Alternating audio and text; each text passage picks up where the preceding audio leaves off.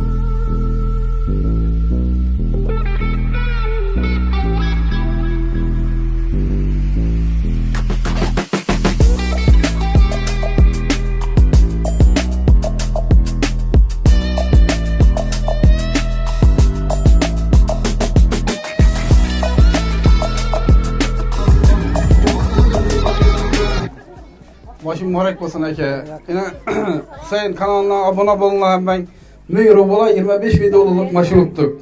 Bu kanunu hakkani bu. Apa maşıyla mübarek olsun. Toylara mingisiyle. Kodayım hemen yetersin şu günlük güne. Abone olun Sayın kanalına yine bir barar. Assalamu alaikum ağaya doğallar, konuşavalar. Hemmenize maçı mübarek olsun. Evvelen şu Hüseyin nesine Kanalına. Rivaz dilimen, Ahmet dilimen. Köp maçılar şimdi hep geri vergiyle Xudayım. Kırkızabad'da hemme yere. Balamam rahmet. Ahmet'i gel YouTube'da yine. Min rahmet Xudayım, min katla şükür. Xudayım hemen Ahmet'ini vergi. Xudayım hemen sunege işanın yine beni balam. Dur, tek dur. Tuttu Xuday'a şükür. İnşallah nesinize bir etasanla sizlere mutasıza.